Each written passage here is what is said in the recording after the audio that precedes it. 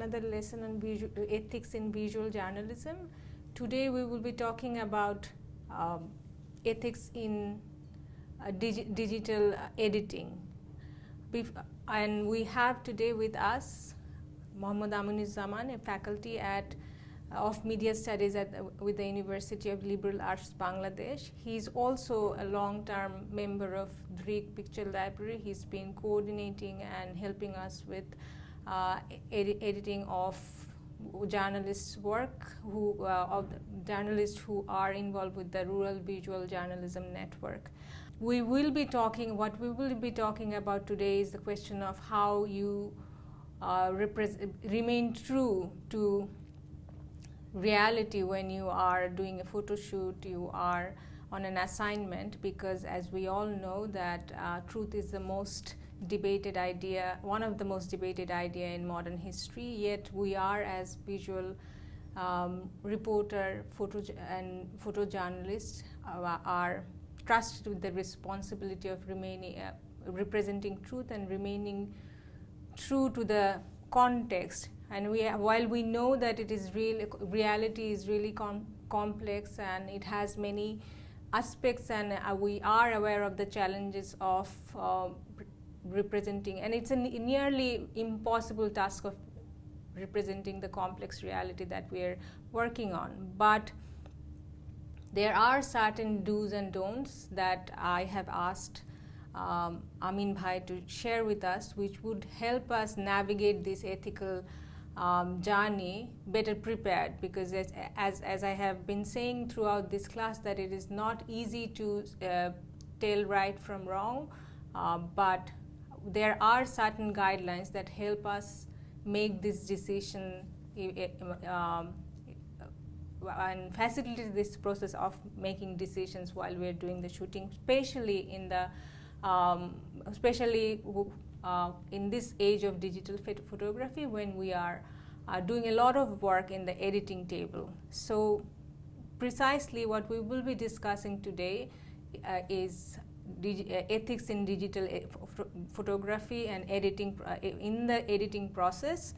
And to start the conversation, I want to share an image from Time magazine and Newsweek. This is O.J. Simpson. He is a very, very hugely popular American football player, and some of us who grew up in the 90s are familiar with his name, like Amin Bhai, not you guys, because I assume you all are like much younger than us. But so he was accused of murdering his ex-wife and a friend of his ex-wife, and it is considered one of the most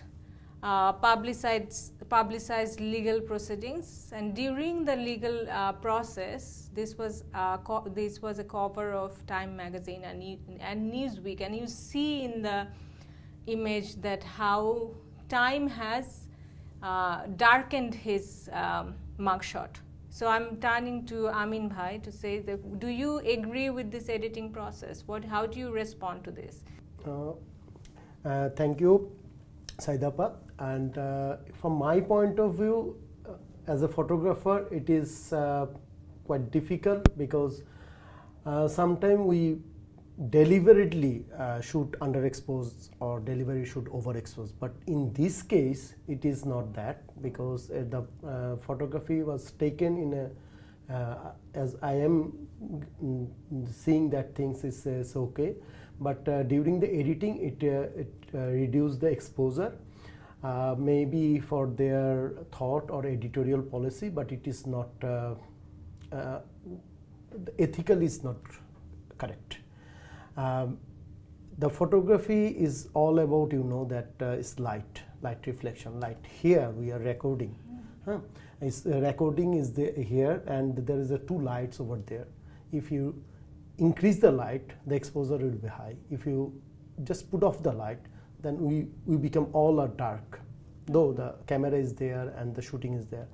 So in that case, the ethical point is there, that what you can see in your in your eye with the light and in any condition, the photographs would be the same. If it is not due to the technical limitation, then you have to edit and make it as like as what we see during the shooting. So that's the main principle of photography. When it was invented, and till then, before the digital age, we also did the same thing in darkroom. Okay. So when you after the shooting, our negative is not always the accurate. It might be a limitation of the light, it might be limitation of the photographer or camera. So it was not like that what we can see, we can take our image in that way. In that case, when we print it in the darkroom, so in darkroom we can increase the exposure, we can decrease the exposure also, and we can do also dodge and burn. It means if we take a group photo, like I can see the example hypothetically that Bill Clinton and Nelson Mandela in a one frame. So photographer have a great challenge to make the correct exposure for both. So just think, in that case we do dodge and burn also. So we make a one exposure for shooting, then in the editing we increase some light on the Nelson Mandela face, increase the exposure, and some we can use the burn and decrease some exposure. So in that case we can see both in the same what we see in our naked eye. So the photography and the human brain is not the same till now, though the technology has the advantage and lot of things is there. So come to the digital age, it's almost the same. What we do in the editing is on the Photoshop. So we use Photoshop or photo editing other software to increase the exposure, or sometimes we use dodge and burn. So in that case it is decrease the exposure during the processing and printing. Sometimes it happened during the printing also. So it's not the only thing happen in the computer when do our post-production, but sometimes it's happening during the printing also. Okay, so I guess what you're saying is that there is, of course, as it's very difficult and challenging tasks to represent what you have seen with your eyes, but there are technical aspects of this when it comes to maintaining ethical integrity of an image, and then there are the cultural context, which which is probably the case here in these images, that the viewers and the community affected by this image, the challenge was that the editorial policy of time may have, in this particular case, acted with some ethical racial prejudices, because this image was originally taken in a controlled environment, but when they went ahead, when they got access to the image, because the image was not probably taken by a time photographer, but when they used it, there were indication of having been racially biased. So that's as you have said, there are two aspects of ethical concerns. One is managing the technical aspects of it skillfully. The other is being aware of the social, cultural, historical biases that we all are influenced by. So, and I also add one point: if it is not dark, like too much white, normally in Bangladeshi skin tone, most of the model or people want to be fair in photographs. In that case, if you during the editing or printing, if you your exposure is over than 2 or 3 stroke, he will not look like what he is in the real life. So that's in both cases. Exactly, because in this part of the world we're so drawn towards the whitened skin color, and much of the fashion photography or product photography they tend to instinctively lighten the color of the tone of skin color. And I mean, it even happened to me with my professional ID guards, that they just prefer to lighten your skin color, which is it also has a long history of colonialism and all that, but let's not get into that. So precisely, if you're talking, if you are giving guidelines to students or photojournalists in the field, what are the strict rules that you would ask one to follow? If you So I will show you one reference from World Press photo in 2010. And this photo, it was in the category of the sports. So it's a real photo, and if you scroll this one, so you can see the behind the hand there was a foot in the original image. Okay, let's go back to the origin. There's a small feet that's a white marks. Oh, okay. So the photographer around here. Photographer erased this one. That's why it was disqualified. So from this reference, we can see that you can't add or erase any elements of from your photographs after taking. So when you are doing editing, sometimes it's happened that yes, these elements is disturbing the whole image, or these elements might not be very important for your image. That time sometimes we erase something, some elements, or add some elements sometimes, but it is not ethically correct, and because of this reference, it is not legally correct that you can erase any elements of your image. But another example I will give you from the World Press again, the other image. You can see the image is very contrasty, and image is very the exposure is correct, the contrast is there, the light you can see this is very nice lighting and everything. But the original image was not like that. If you scroll it down, yes, here, this is the original image. It's not like the previous one that this contrast. So it was a huge debate, because in 2013 it was a photo of the year of World Press photo, and huge debate that photographer can edit the exposure and contrast or add the color or not.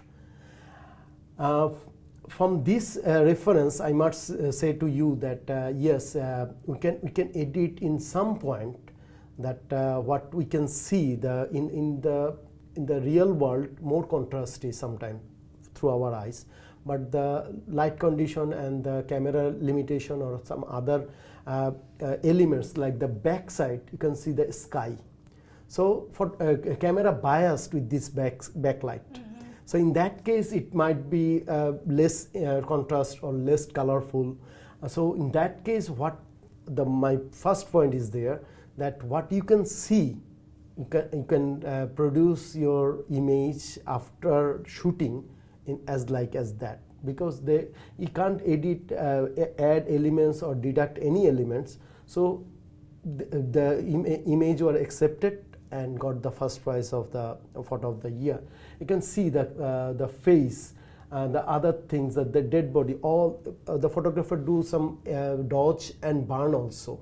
If you see the edited version, see the contrast, the color correction, and dodge and burn. So you can do this thing. It is ethically correct and legally also correct with this reference, and we did it. So this is, sorry, let me clarify for us. This was the original photograph, and this was the one that was submitted, and these sort of brightening and corrections are okay, because it, as you said, it is close to what the photographer has witnessed at the moment of the capture. Okay. Some people say that it might be part of the manipulation. It's not manipulation, it's the editing, because till now we accept black and white image. So how do you define black and white? Because the real world is not black and white. Exactly. So black and white image is accepted, and it is awarded, and we never say this is a manipulating image. So it's if you compare with this the two example, one is the erase of a one element, which is very bad in the ethical point, but you can increase the exposure or decrease the exposure, but not like the previous one. The previous one is deliberately decrease the exposure to show his image is in a negative way. In a ethical point, it was not like that. So if we compare with these things, in this, sorry, I'm interrupting a little bit, but in this photograph, the photograph is also cropped. Yeah. So to what extent cropping is accepted? So that's another point, the cropping.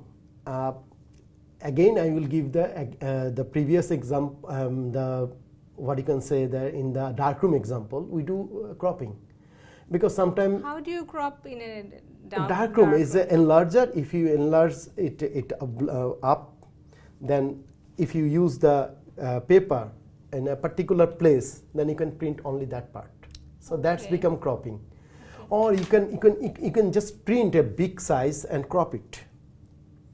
So cropping or is physically doing the thing. And another point is, in the early age, the lens was not that much. What you can say is zoom lens or telephoto lens was not available in the world. Right now it's available. You can take pictures of a moon. It's a close picture, but that time it was not like that. So we photographer take one image and crop it and published it. And another point is in the journalism, when there is a happening in the war situation or some demonstration or some violent situation, the guideline is not go to too much closer. You can shoot it from your safety place and crop it. So it's allowed. But yes, extreme cropping, and if it is give you the different meaning of the image, that's different thing. So normally you can do cropping, but it is not like that. If you crop major elements of your image, which is give you a different meaning, that is not allowed. So you can do cropping, definitely. But not to the extent that it happened here. No, it is allowed, but it is so disqualified because of the foot. So cropping in this photograph was okay, but it was because of the omission of an element. Elements, exactly. Are there any other hard and fast things like this one, like you can't omit an element, you cannot brighten or change the exposure to the extent that it changes the meaning of the situation? Exactly. And what are the other guidelines? Yeah, exactly. And in our cultural point of view, sometime the wedding, before the wedding, there is we use the photographs for the girls and boys, and sometime it happened that it's not she is not look like our photographs. Why why the question is there, because during the shooting it increased the exposure or makeup or editing, so she is not look like the photographs, or he is not look like the photographs. So the point is, it should be look like the photographs, and the real person should be similar. It might be a 2% or 5% ups and down. And another point you can raise, then how can we justify the passport size image? That's the very valid question, because this is the only photographs in the whole over the world is the document, your document in your ID, voter ID, in your passport, in everywhere is a passport size image.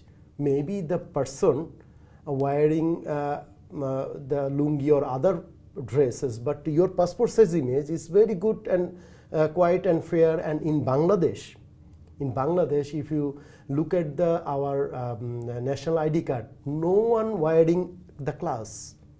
Believe me, no one, because in that time the light was from the government used the webcam and the one single light. So the reflection on the glass. So every person asked to just put off the glass and take the image. So in that case, if you do the research, then you can say that the Bangladeshi people don't have any eye problem. So, but the reality was different, the light situation, the technical limitation. But right now, if you go to the passport office, you can take a image with the glass. So it depends on the technical limitation. It depends on the situation, but it's look like you. If like say you give your passport to the immigration and they said, oh no, you not look like your face. So the main point is it is similar to your reality and the image should be the same. So I mean what we should try to do is to remain as close to the reality as possible. That's the primary principle, and it can be affected by technical limitation, by the condition of the moment where. So I can add another example where you must do the editing. Okay. So that's the very important example for you guys, and like the rally. You are doing photography in a press club rally. It comes from the Polton end. So at morning. So your light is behind the rally. Just think, light is behind. Whatever you have in your hand, the camera and technology and everything. So in that case, the backside is more bright than your the subject. It means the rally, who are protesting and this thing. So in that case, you must use either artificial light, which is part of the editing during the shooting, or if you don't have the artificial light, then you shoot it and do some dodge and then publish it on your newspaper, because people can see the rally is even light, because it's a daylight, it's a morning light, it's very good light, but because of the limitation of the exposure, it means camera can expose the only one point. So if you expose the rally, your backside would be a burn, or if you try to make the whole scenario is okay means look like it's good, that time you do some editing with before the publishing your image. What I gather from your notes is that it's also very difficult to define the moment of editing, because it's not just on the post-production table, but it's also, throughout the shooting process, we are faced with different editorial decisions that we need to make. And while you're talking about the procession, I just remember an example, and I thought it's not necessarily happening in the post-production table, but it's something that we must remember as visual reporters. Is, for example, the question of staging and deciding on where would you be standing when you're doing the shoot. So let me give you two examples, and I would like to know what you think of this as a photographer and photojournalist. And again, these are examples from Bangladesh. So if there is a rally happening in somewhere in a central space in Dhaka, possibly in front of National Press Club, and it's for a demand that does not have much public support, but there is a rally happening. As a photographer, you're faced with two challenges. One, whether you should take a photograph in a way that it shows that there is a lot because it depends on the angle you choose. It could seem like that there are a lot of people, and you can deliberately take a decision and take the photograph in a way that would show that it's a lonely rally with not much social and public support. So that's an editorial decision you're making on the site. And what do you think of that? How do you make? And I think it goes back to the question of remaining true to reality. So sometimes we wait and see and taking photographs and time to time. it happened that when it starting time, there's less people. After some time, it might be some other people or join with this rally. So we normally wait to till of the end. If it is not what can explain the situation, then we will accept this the reality. But we wait till the end. So see, I mean, so that's also a very important question, that how much time you spend on an assignment depending on the issue. That's also part of the editorial process, because if you're if you're just there for a few seconds to take some snaps and out of there, that will leave you with certain challenges. Exactly. And also I think we need to, no matter how many, what's the stage of public support is to the demand, we as a journalist, we have, what our task is to represent that there is people behind. Some people, it may not have strong public support, but there are certain people behind this particular demand, and that's what we are supposed to represent, not necessarily the number. When it could, I mean, there are question of number and mass rallies, and that presents a different set of challenges. The other example that I was thinking was about staging, direct staging, which is this example is from, again, minimum wage movement in the apparel industry. So I think in early 2018 when there was a massive movement, and the garment workers went on strike, and during the protest one day, some factory workers in front of a particular factory, they started to vandalize, like throwing stones, and so it became a major media bite, and a lot of photographers who were around, they went there and was shooting the situation and all that. One photographer, a broadcast journalist, was late to arrive on the scene. So what he did when he came, he was trying to gather workers to the scene and asked them to throw some stone to the windows of the factory so he can shoot. So he was trying to recreate the situation, and the whole thing went out of hand, and he was eventually arrested and all that. But setting aside the whole situation, what do you think of this whole practice of staging, which is not that uncommon in the very complicated media industry of Bangladesh and in some other South Asian countries where? So in that case, can you stage? No, you can't stage. That's a straight instruction. You can't stage. But in our country and other country also, in third world country and other first world country also do the same thing. Sometimes they stage because the situation, the photographer didn't take the situation. That's why they stage. In some cases it's okay, but in that particular case it's not okay. Some cases okay, it means that like the social issue, like one traffic police. Every day he helped some student to cross the road. Every day you saw it, and you decide, okay, I will take the image to show to the world that the traffic police is doing this good job. But when you go with your camera, you can't find this situation. But you can recreate it, this one, or wait for the school end or starting. So it is also one kind of staging. You can ask to the police, traffic police, that I am taking your image. Do you have any problem or not? He said no, it's okay.